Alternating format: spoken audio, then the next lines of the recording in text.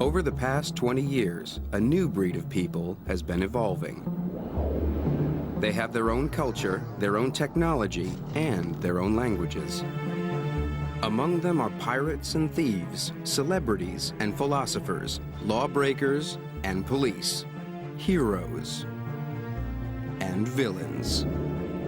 They operate all over the world, but their real home is cyberspace. And now there's a conflict in cyberspace between its outlaws and its angels. This is the inside story of the very different missions which now drive the diverse breed of people known to the world as hackers.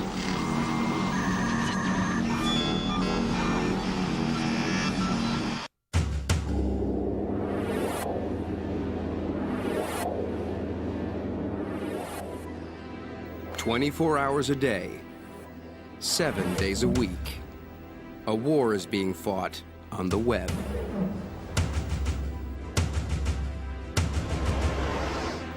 Dennis Treese leads one of the teams of frontline defenders positioned around the globe, ready to spot and neutralize the latest attack. This is the Global Threat Operations Center. This is where we monitor the hacker threat 24 hours a day on 4 continents.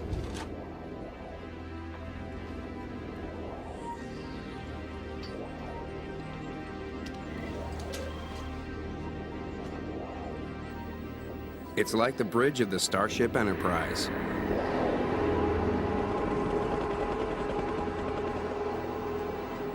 Minute by minute, hour by hour, every attack is analyzed. Any one of them could be the precursor to a bigger onslaught, fired by a hacker anywhere in the world. We had just about 400 pre-attack probes in that hour.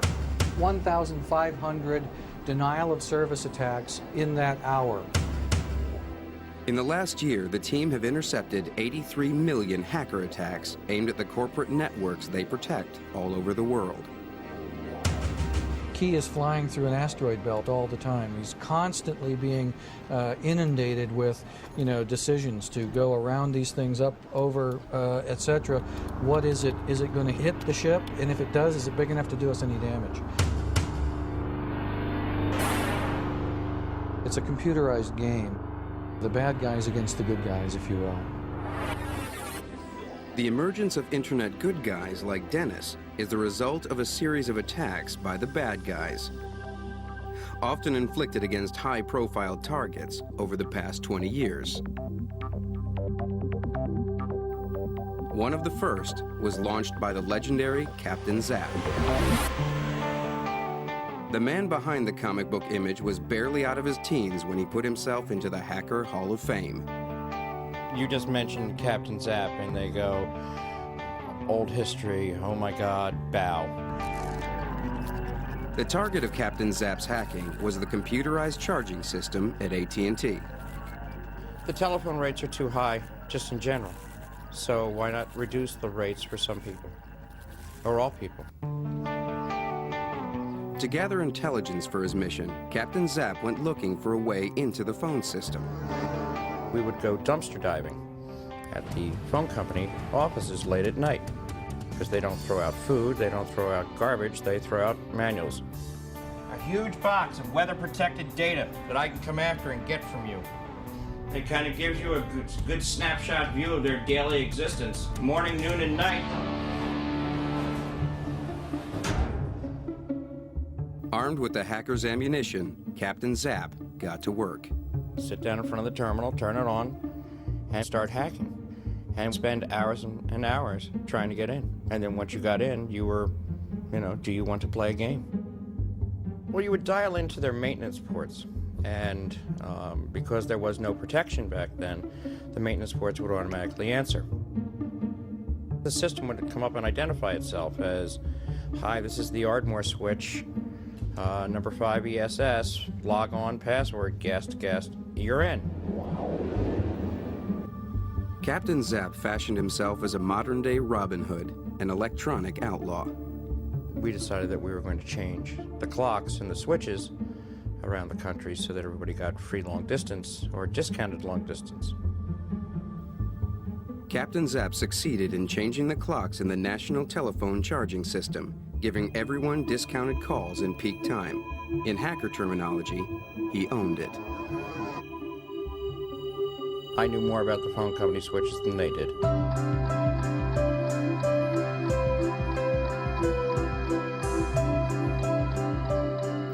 In Captain Zapp's hands, inside AT&T's computers, day became night, and night became day. We changed their clocks so that it was an exact 12-hour difference.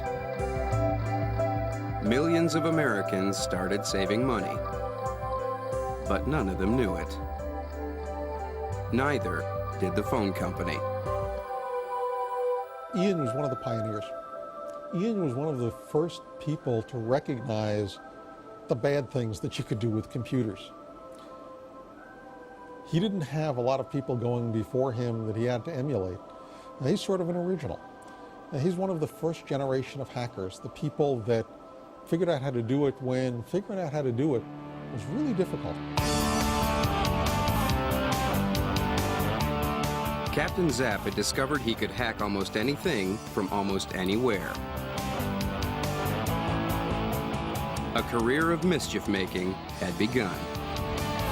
According to Wired magazine, the top hack ever done by any hacker was the AT&T time clock hacking.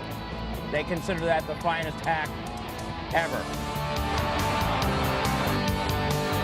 What Captain Zapp had done was only discovered when the next set of phone bills started going out.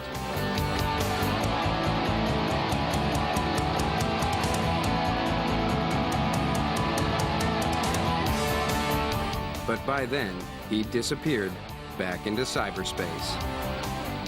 He wasn't caught for 18 months. I was naturally curious. I could have sold drugs, or I could have stolen cars, or been a rock musician, but no, I decided to become a techno freak. And it was a whole lot easier, and there were no laws against it. 20 years later, there are laws against it. You're doing that right now. NYPD Computer Crime Squad has a growing team of detectives, expanding to deal with the weight of the work they face. A computer forensics lab backs them up. Sergeant Jimmy Doyle runs the squad, and he sees most hackers as people who use new tools to commit old crimes. Basically what you have is an individual that may do web defacements, break into that website, change the page a little bit. That would be the equivalent of graffiti artist. Then you'll have someone that would break in to steal something, a burglar. Go up a little bit more, someone who wants to commit crime. He's going to use his skills to steal money. And as you see, you're going up and up. And then I guess at the top of the pile will be the cyber. Someone wants to create a great amount of fear through their skills by taking down power grids or attacking financial institutions. They would be the top of the pile.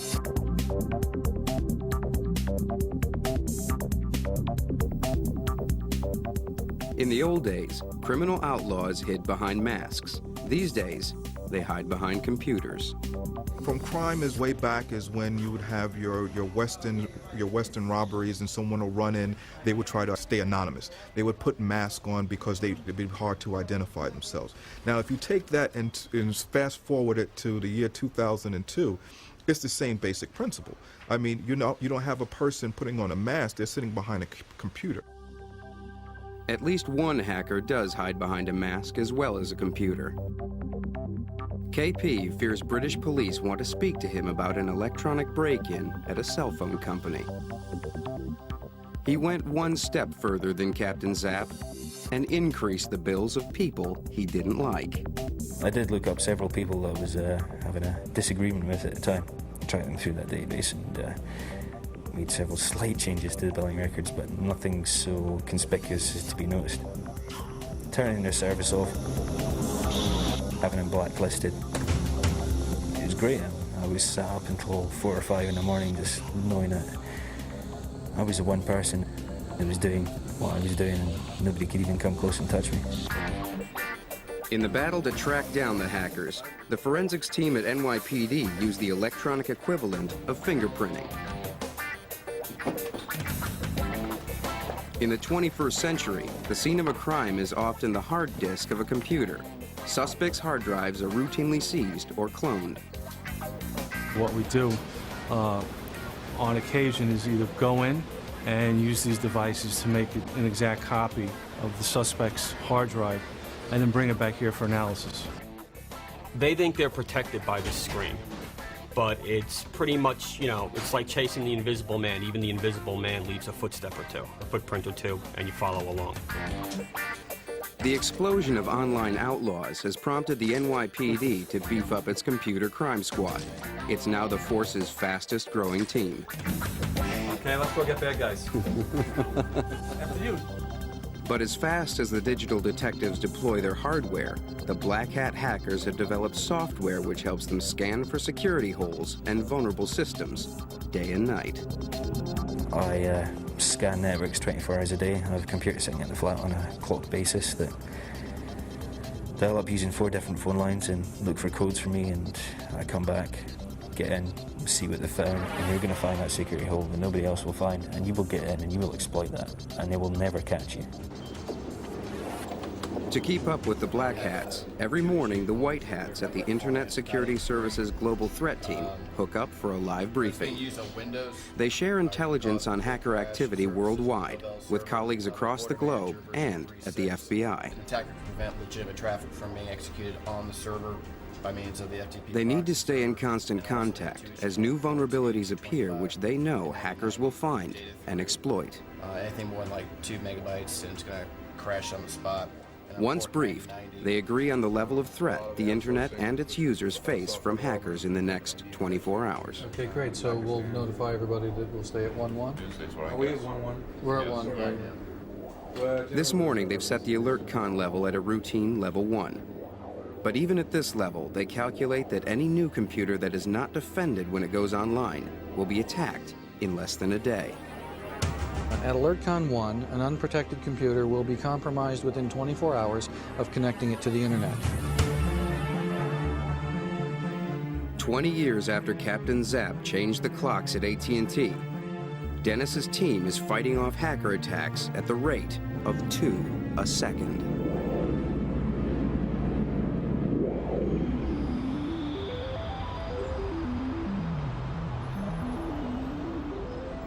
At the heart of corporate America, fear of hacker attacks has given birth to a new profession.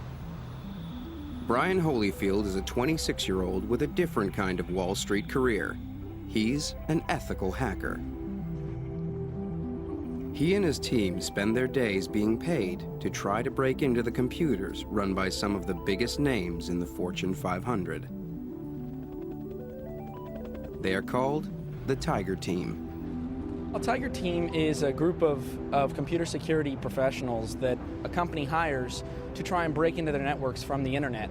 And the reason they do this is that they want to make sure that they can identify all the potential security issues. That way they can minimize the risk of someone that's an enemy of the company, for example, doing the same thing. They call themselves ethical hackers, the most angelic of the angels. But on a daily basis, Brian is paid to lie and cheat his way into whatever information he can find. Today, with the blessing of his client's boardroom, Brian gets ready to become Will the Hacker.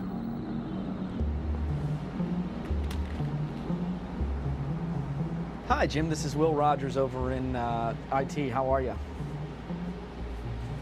Doing good, doing good. You got a couple minutes, or did I interrupt? Is this a bad time?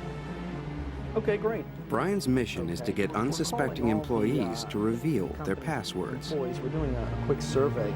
He tells them he's from their own IT department. He's pretending he's checking that their passwords are suitable for changes planned for their network. For each of those, you've got to remember a separate user ID. None of it's true. It's really designed to make your life a little bit easier. So what I want Surprisingly, the technique frequently bears fruit. the way we're going to implement this system, it might restrict the type of characters, whether it's letters or numbers that you can use. So for example, what exactly is the password that you're using, and I'll see if it'll actually work with the system we're going to implement. Okay.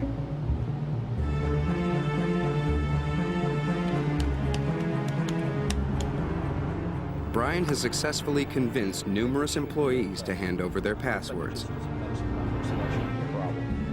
All right, bye-bye.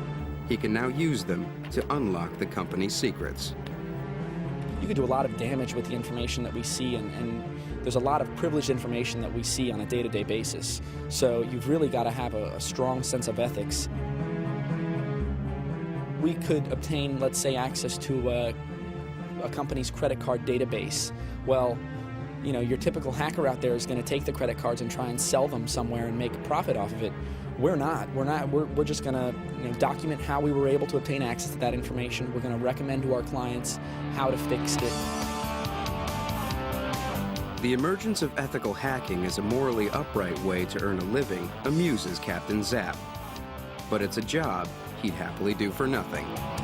The money is kind of just the icing on the cake to all of it.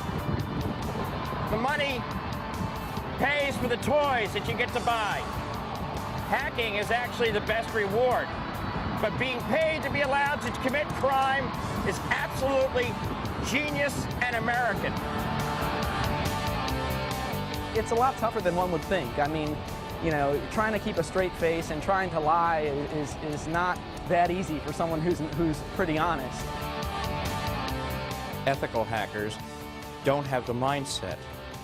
They are above board, nice people. You hire an evil, rotten son of a bitch if you want a job done. Right? It comes down to this: dirty deeds done really expensive. And that's the way it should be. Learn to hire the thief to tell you how to steal something. Don't hire a cop. But 70% of hacker attacks are never reported to the police.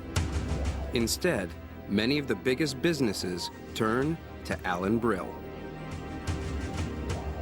He's a former intelligence officer who runs the high-tech crime team at the world's largest private detective agency, Kroll. I'm on the way. I'll be there as soon as I can. Day and night, Alan's team is poised with mobile hacker detection kits, helping corporations stop the hackers and keep the break-ins quiet. We work for the corporation. We can help them to understand without having to go to government. Once you go to government, they really control the case. Will they take the case? Who's going to prosecute it? What publicity will there be about it? In this day and age of volatility in the markets, that's not always something you want to take a chance with. But you can't afford not to know what happened. Their job is to out-hack the hackers. Breaking passwords, cloning hard drives, seizing suspect drives. Alan's computer forensics team is made up of people who could easily have turned their own talents to hacking. There is a difference. The difference is this. I think the typical computer forensic specialist is somebody that has that skill set, but whose moral compass has rusted on good. They may be on the side of the angels, but keeping quiet about hacker attacks suits some other white hats too. The system administrators who guard most computer networks often choose to keep their own bosses in the dark when they discover the black hats have scored a hit. Absolutely. There's a lot more that goes on. A lot of people, job security, they're in fear that, if their boss found out that they left a vulnerability open in the system, upper management might not understand.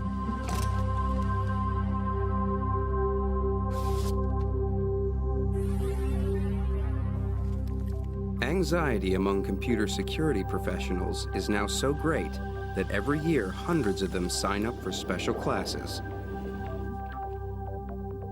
It's where the white hats come to learn how to outsmart the black hats. The students come from all over America. They have to be closely vetted. because this is hacking school. If you can't think like the hackers, then you can't figure out what it is they're trying to do. Probably my biggest nightmare would be that hackers breaking into my network and publishing financial information or something about my company. What would happen to me? Would get yelled at a lot, probably get fired. Seriously.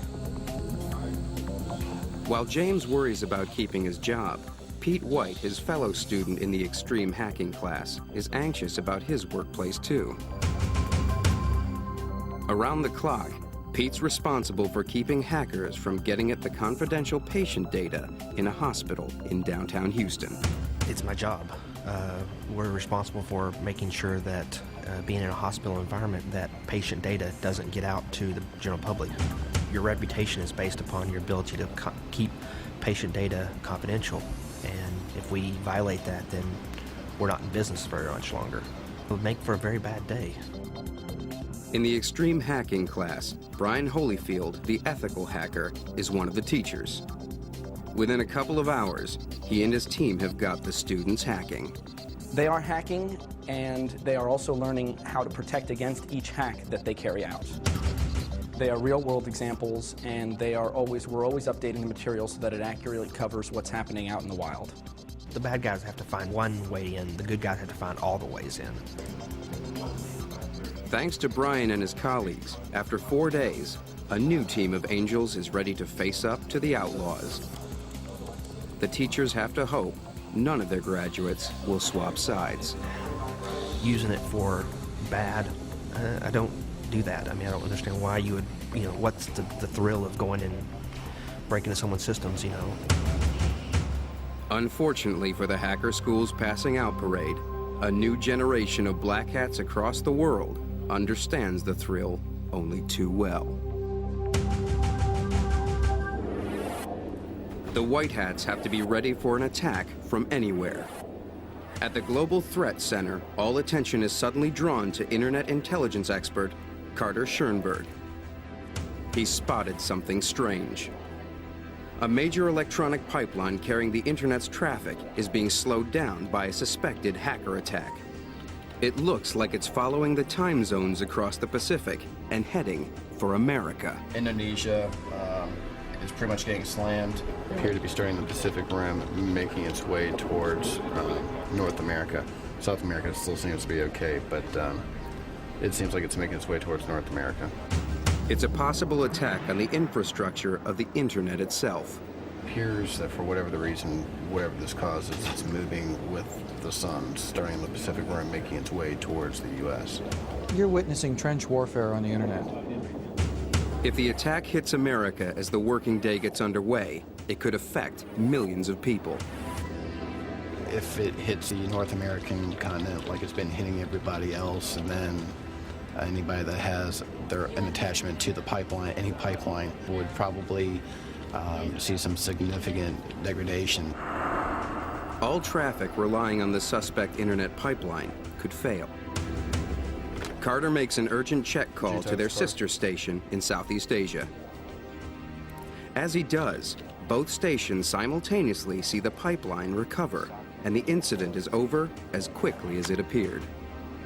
It was just one of these anomalies, but it's an anomaly that when it happens, we were on top of it right when it occurred, and we were able to bring it to everybody's attention. It's unclear what role, if any, may have been played by hackers.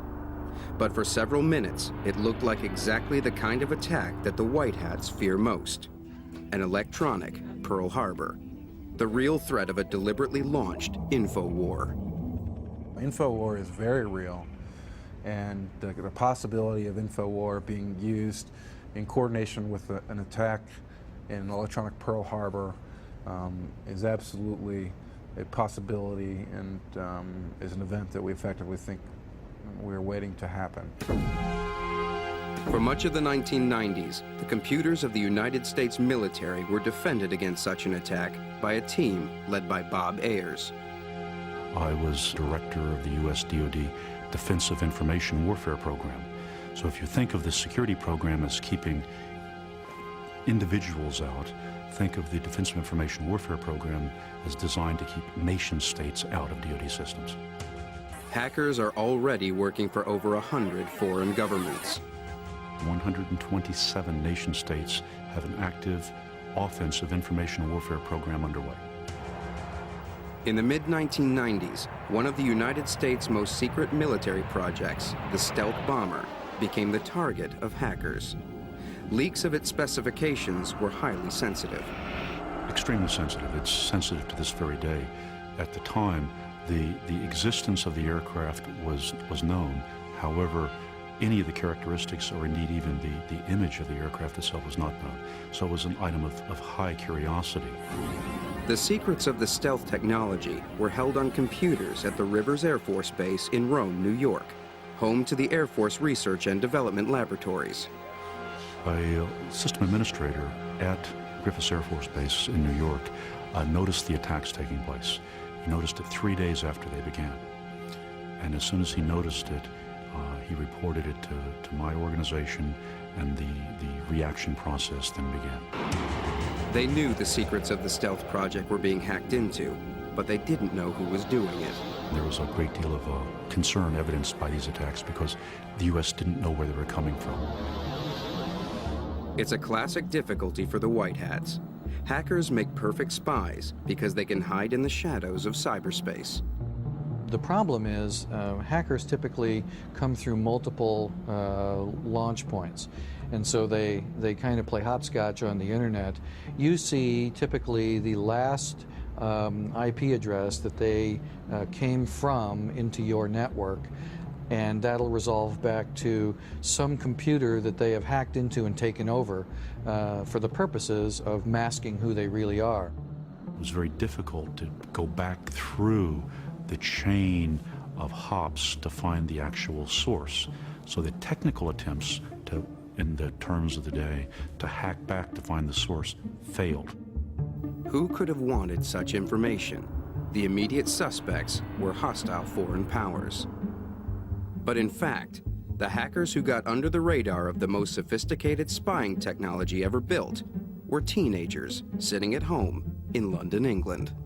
The young men that were launching these attacks, they didn't go from London, which is the environment they were in, directly to New York. They'd go from London through South Africa, through Mexico, and then to the United States. Technology and the global hacker community have expanded rapidly in the years since the stealth bomber attacks. At that time, the Department of Defense calculated the total number of intrusions into its systems. The figure was extraordinary. Over 250,000 times in 1995, someone other than a DoD employee was in charge of a DoD system. Now, if that isn't the foundation for an electronic Pearl Harbor, I don't know what is. 7 years later, new technology brings a constant set of new vulnerabilities. Chris O'Farrell is a white hat who protects the U.S. government systems and sees himself as a foot soldier in a never-ending daily battle. Definitely there's a battle between the black hats and the white hats. It's an ever-ongoing battle. It's like digging a hole in the sand. The more and more you work, the more and more it fills up. Vulnerabilities are found every day. Chris is on the side of the Angels, but today he's setting off on what hackers call a war drive. He's heading for the heart of the federal government to expose a new way in for hackers created by the growing use of wireless networks. We use the same techniques, methodologies, and all that hackers use in order to basically secure networks for the U.S. government, financial institutions, and other types of agencies. As well as countless corporations, a host of government departments use wireless networks, vulnerable to hackers on the outside, equipped with a simple rig. All that you need to put together a war driving rig is what they call it. I have a GPS receiver. I have my antenna and my wireless card, which I pieced together here. You can tell it's been used quite a bit.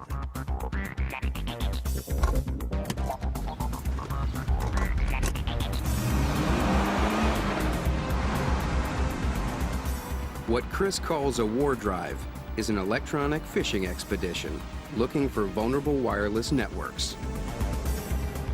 Every time you hear a beep on the computer, you know it's another wireless network. There you go. I just found a couple. And up on Capitol Hill, you'll just start going crazy. It'll sound like a pinball machine here. There's one. Got another one. Every building around here is a federal building. All right, right in front of the federal building, we just got another network. By glancing at the screen, Chris can instantly assess how long it would take him to hack into any of the wireless networks, broadcasting their presence onto the streets of the Capitol. Most of them are not even encrypted to protect them. Right now, I have 20 networks on my computer. Out of the 20, only 6 of them have encryption. It would take me probably about 20 seconds out of 14 out of the 20 networks for me to reconfigure my wireless card and enter these networks.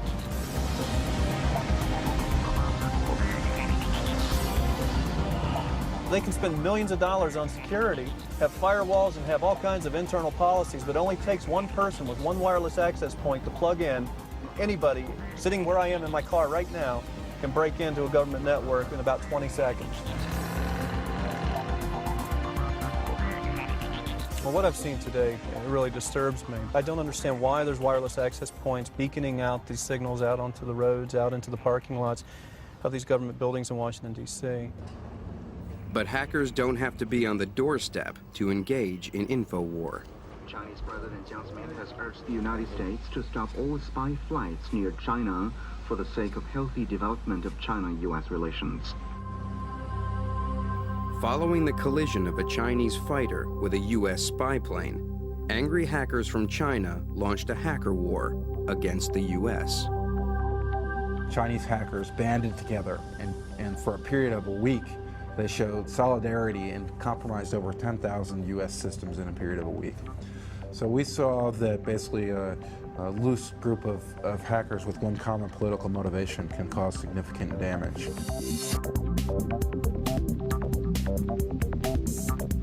The first wave of attacks was followed by the release of a new type of virus, an attack worm. Apparently launched from China against systems set to American English, it became known as Code Red. Viruses spread among computer systems just the way colds spread among, grade school classrooms. Code Red imitated the actions of a hacker and used compromised systems to break into other systems. Significant portions of the internet were either disabled or infected as a byproduct of the rapid propagation of the Code Red worm. This propagation was so dramatic and so fast, and the cascading effect of hundreds of attacks coming from each infected computer simply overwhelmed the internet. Code Red was set to stop and start when the internal computer clocks hit certain dates and times. We noticed that, okay, it stops propagating when the system clock in the computer turns to the 20th of the month. It begins a new phase of activity, and that phase of activity, as we discovered, was to launch a distributed denial of service attack against the White House website.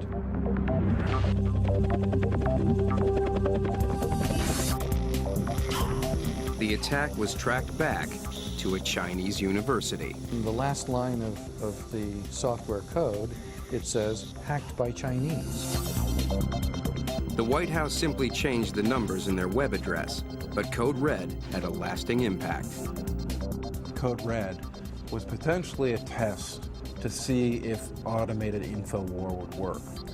If other key components of the internet infrastructure had been targeted by Code Red instead of just a web server, we could have seen massive amount of damage. It was the most serious episode in the health of the internet in the history of the internet.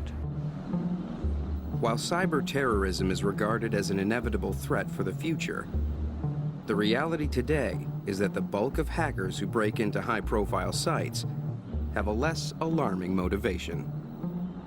Department of Defense in the United States, of course, is like the Mount Everest of the targets that you can go after. I planted my flag in a Pentagon computer system. That's a wonderful thing.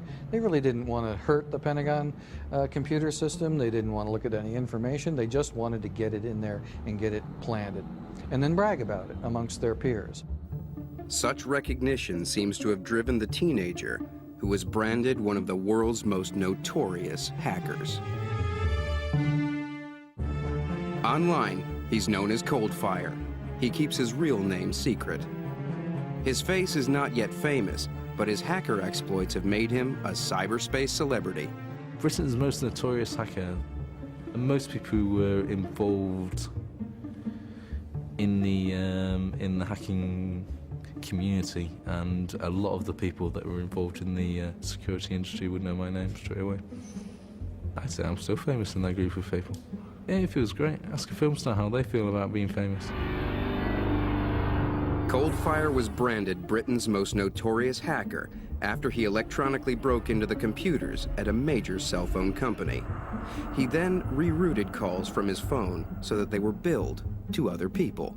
Obviously, hacking is a criminal offence, and the people that are doing it need to remain anonymous. But not only that, you get a lot of jealousy from the kiddies trying to get up to your level, and they'd want to find out who you are, get more details on you, that sort of thing. So that's why most of us at the top would prefer to remain anonymous. Analyzing the behavior of hackers like Coldfire is a full-time job for Eric Raymond. He calls himself a hacker anthropologist. His work reveals a side of their culture and philosophy that's part of a bigger battle for cyber rights and how hackers are understood by the wider world. I describe myself as a wandering anthropologist and troublemaking philosopher, and for more than 20 years I've been part of the culture of internet hackers, and I've both functioned within that culture and tried to describe it to other people. Let's see, we've got the guest machine over here. Eric is part of the core hacker tradition. We have a fold-out bed down here where hackers sometimes stay when they come to visit, and we provide them with all the courtesies. They're driven by a clear set of hacker ethics. They share their programs and resist domination by big commercial software companies. World Domination Central. Hackers like Eric rarely stray into systems where they're not invited. I haven't done anything like that since 1977. There have been once or twice since then that I have broken into systems just to verify that a vulnerability was there, but proper hacker courtesy is to immediately notify the system administrators that the hole is present and how to plug it. Those two are from Korea. He studies his subjects like they're a part of a remote and colorful tribe. And those two are from Indonesia. But he doesn't like what all of them do.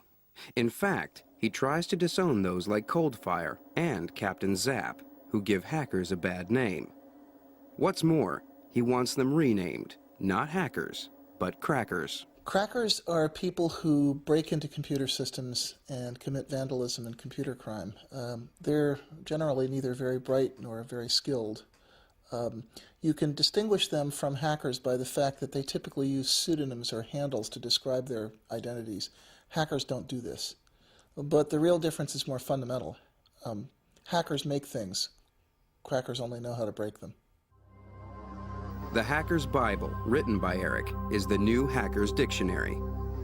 It sums up the hacker ethic he wants the world to understand. But Eric's battle to give the Outlaws a new name has launched him into a war of words with another dictionary. In Oxford, England, the use of the word hacker is being reassessed for the next edition of the oldest and biggest dictionary in the English language, the Oxford English Dictionary. As part of the research, Nick Shearing has Eric's dictionary on his desk, but he's decided to disagree with Eric about what a hacker is. I think most people who use English throughout the world would understand a hacker to be someone who breaks into a computer system. But this is a misuse of the word, according to Eric, and he's determined to fight for his definition. Hackers build software, they maintain the internet. Hackers are the culture that invented the World Wide Web as we know it today. We make stuff and we improve the world.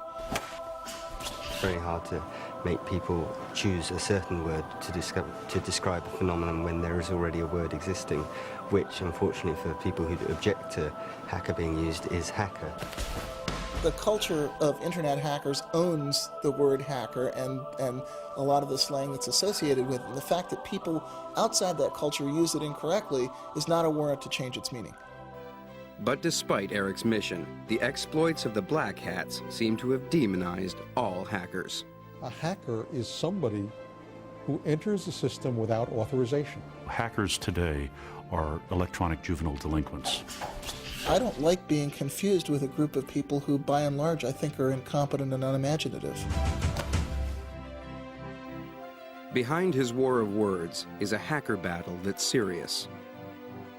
Eric fears for the future of cyber rights if the public fails to learn the difference between hackers and the computer criminals he calls crackers. I think it's important for people to understand that the culture of computer hackers is a benign one.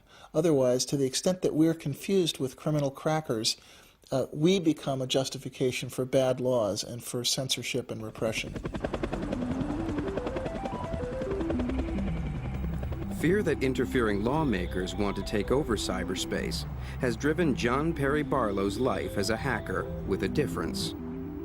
He's the former songwriter for the Grateful Dead and the joint founder of the Electronic Frontier Foundation, which lobbies for cyber rights. What we're dealing with is the battle between the future and the past, between the powers that were and the powers that have yet to be. He believes the internet represents a change in history as great as the Industrial Revolution, which brought us structures like the Brooklyn Bridge. He sums up this new world with his own declaration of independence for cyberspace. Governments of the industrial world, I come from cyberspace, the new home of mind. On behalf of the future, I ask you of the past to leave us alone. You are not welcome here. You have no sovereignty where we gather. You do not know us, nor do you know our world. Cyberspace does not lie within your borders. Your legal concepts of property, expression, identity, movement, and context do not apply to us. They are all based on matter, and there is no matter here. This philosophy has led John into a new hacker battle.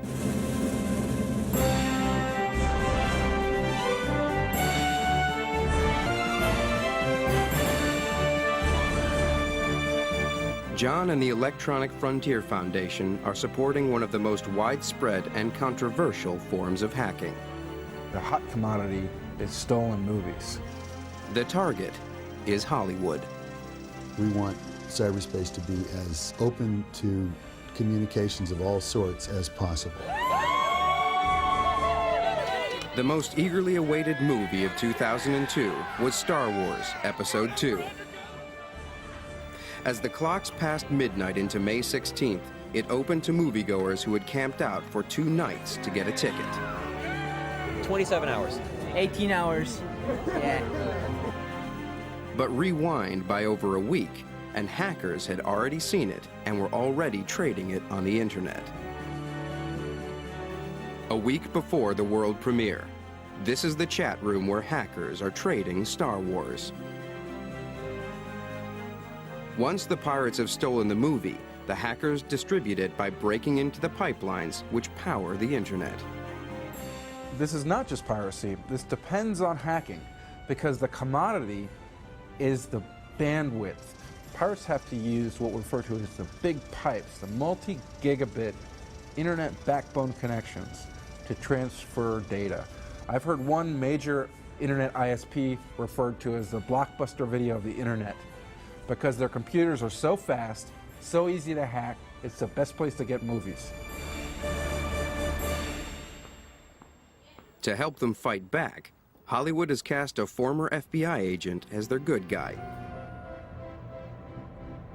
Ken Jacobson has a tough role. Almost every movie released by the Big 7 studios is made available on the web by hackers. It's incredibly common. We have discovered that almost all of our movies, whether they are blockbusters or just regular movies, are up on the internet within 24 to 48 hours after the movie opens in the theaters in the United States. As the heroes of the movie battle it out on the big screen, the outlaws of cyberspace are fighting a battle of their own.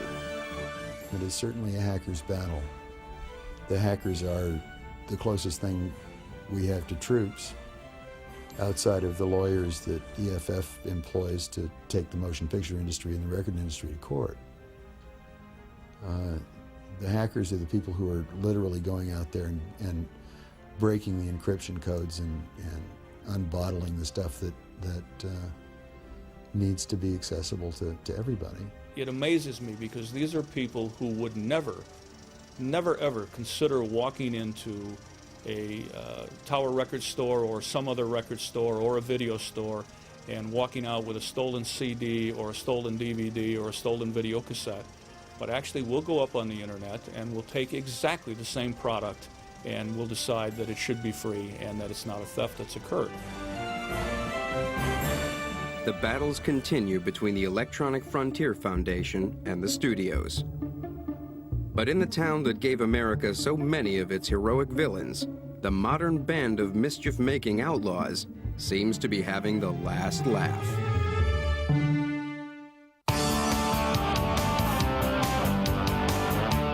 As the first generation of teenage hackers reach their 40s, the battle between the Angels and the Outlaws has enabled many of them to start making a living from their skills. Captain Zapp has decided to cash in by switching sides. The hacker formerly known as Captain Zapp has reinvented himself as Ian Murphy, Chief Executive Officer. The embodiment of Captain Zapp with a business viewpoint. I'm a hacker. You might as well hack life to its fullest. We will create a civilization of the mind in cyberspace. May it be more humane and fair than the world your governments have built before. Hey, hacker boy. I'm not saying that I've ever hacked, but I can understand the thrill firsthand. If you take a good close look at your average security person, he's a former black hat. I mean, in almost every case.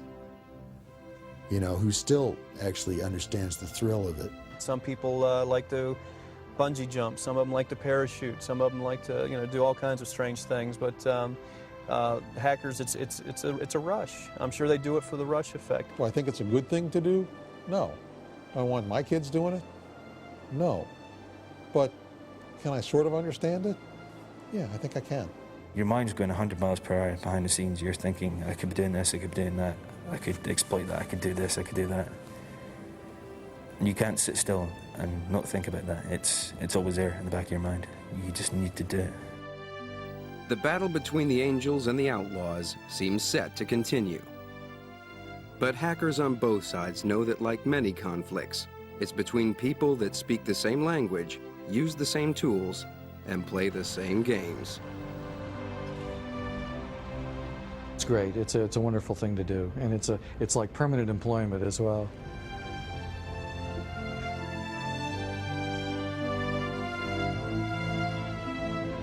We will spread ourselves across the planet so that no one may arrest our thoughts.